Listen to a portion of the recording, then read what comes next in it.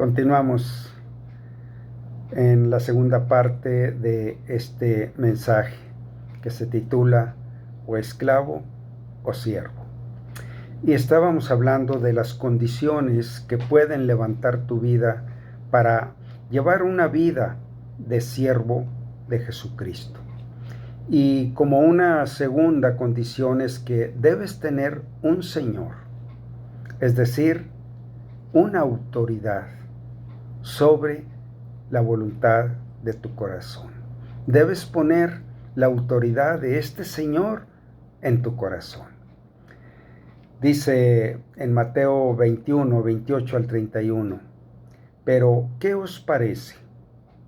Un hombre tenía 2 hijos y acercándose al primero le dijo, Hijo, ve hoy a trabajar a mi viña. Respondiendo él dijo, No quiero. Pero después arrepentido fue. Y acercándose el otro, le dijo de la misma manera, y respondiendo él, dijo, Sí, Señor, voy. Y no fue. ¿Cuál de los 2 hizo la voluntad de su padre? Dijeron ellos, el primero. Sí, lo importante es no las palabras, no lo que tú digas sí, ahorita, sí, después, sino ir. Y él fue el que hizo la voluntad de Dios. Bueno, esto significa someterse a una autoridad de un Señor. Él es el que te da sus mandamientos, sus llamados, qué es lo que tú debes hacer en su viña. Y si Él es el Señor, bueno, tú puedes en una forma que viene como añadidura, ser su siervo, servirle, ¿verdad? Entonces, encontramos que así en el camino de todos aquellos que han entregado su vida a Cristo para servir. Entregar su vida quiere decir que quieren ser sus siervos. Por ejemplo, Mateo, el que escribió el Evangelio de San Mateo, él antes de ser un discípulo y después un apóstol de entre los 12 que el Señor llamó, él era un cobrador de impuestos al servicio del rey de Roma, del Imperio Romano. Él servía al Señor de Roma. Y allí en Jerusalén, en muchas ocasiones, él oyó hablar y predicar a Jesús, de tal manera que fue familiarizándose con la voz de Jesús. Y él fue encontrando que Jesús sería un digno Señor, al cual él debería servir. Y dice en Lucas 5, 7 al 29, después de estas cosas salió y vio a un publicano llamado Leví o Mateo, sentado al banco de los tributos públicos, y le dijo, sígueme. Y dejándolo todo, se levantó y le siguió. ¿Sabes que esta decisión que tomó Mateo, bueno, era poner a un lado realmente todo lo que él había escalado para llegar a esa posición de ser un cobrador de impuestos? Es como si fuera un funcionario público del Imperio Romano que tenía que cobrar los impuestos en las regiones donde el imperio tenía sus gobernados. Y Mateo puso a un lado todo eso y decidió cambiar de Señor, servir a Jesucristo. Y Leví le hizo gran banquete en su casa, y había mucha compañía de publicanos y de otros que estaban a la mesa con ellos. Mira, estas eran las relaciones sociales que tenía Mateo en el nivel o el círculo social donde él se desenvolvía. No solo él fue impresionado como para seguir a Jesús, sino que invitó a muchos publicanos que tenían la misma función que él tenía y a otros que estaban a la mesa con ellos. Bueno, él era una persona de influencia entre sus círculos sociales y los trajo a Jesús.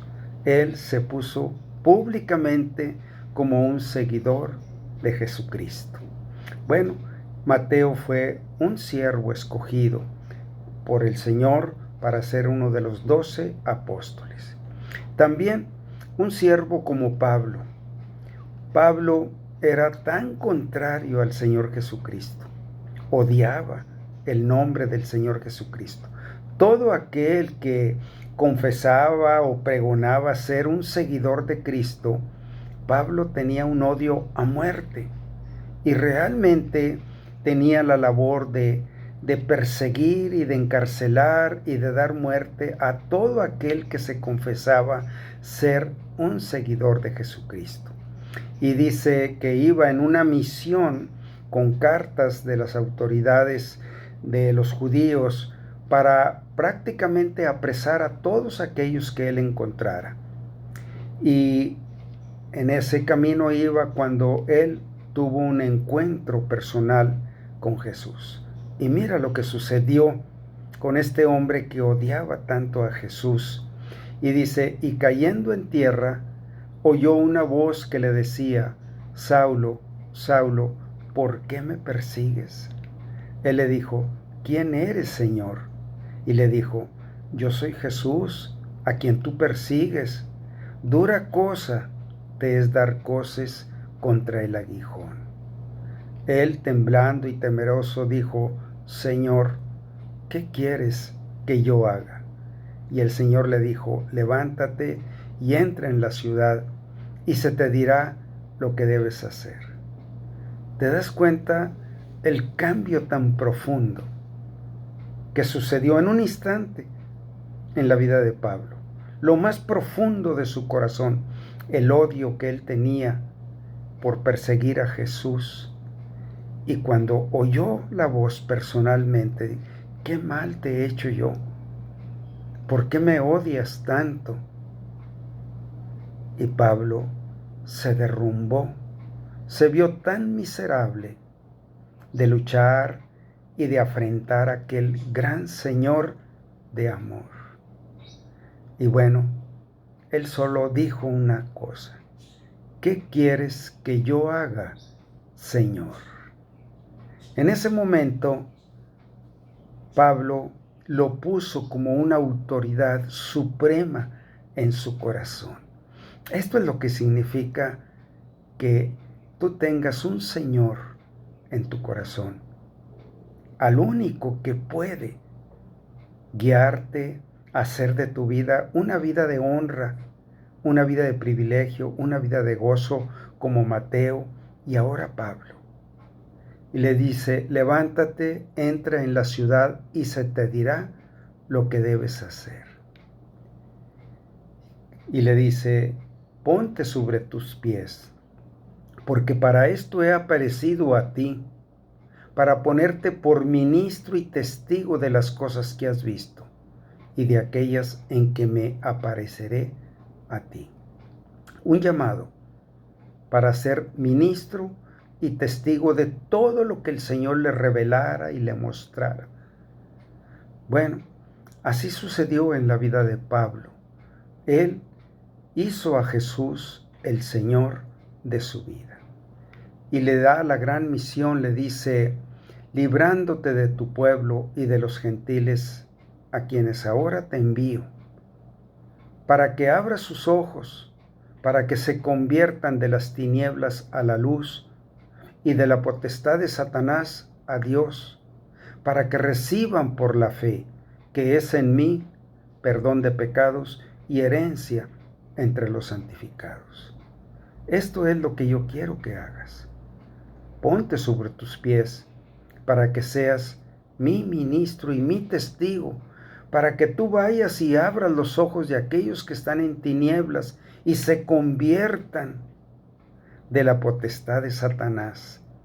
Sí, ese Señor que tiene y esclaviza a todos aquellos que no conocen a Jesús, para que reciban por la fe que es en mí perdón de pecados y herencia entre los santificados. Bueno, aquí tienes una revelación para lo cual el Señor te llama. ¿Por qué es tan alto este privilegio, esta honra de cumplir un ministerio así?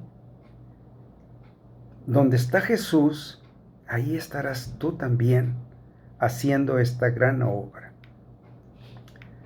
La pregunta es, ¿quieres ser como Pablo? Por ejemplo, en 2 Timoteo 2:24, Pablo mismo ahora, él estaba siendo un ministro y enseñando la doctrina de Jesucristo, el camino, el testimonio vivo, y él era un testimonio vivo de todo lo que enseñaba, porque primeramente lo que Jesús le mostró y le enseñó había llegado a su corazón de Pablo. Ahora él era un ministro y un testigo de las cosas que había visto y oído. Y ahora él dice a los que él está llevando en esta obra, les dice, porque el siervo del Señor no debe ser contencioso, sino amable para con todos, apto para enseñar, sufrido, que con mansedumbre corrija a los que se oponen, por si quizás Dios les conceda que se arrepientan para conocer la verdad y escapen del lazo del diablo en que están cautivos a voluntad de Él. Esta es la gran obra a la que Él te llama, que anuncies el Evangelio de Jesucristo, que anuncies cómo Jesucristo puede perdonar sus pecados, que los persuadas, que los llames, que instes a tiempo y fuera de tiempo para que ellos se conviertan de las tinieblas a la luz y de la potestad de Satanás a Dios, para que reciban por la fe que es en el Señor perdón de pecados y herencia entre los santificados. ¿Te das cuenta la obra que el Señor te llama? Una obra que nada más Él hace y quiere que estés a su lado para servirle, ¿verdad? Dice, también, igual que Mateo, que Pablo, muchos que desde su juventud han entregado su vida a Cristo.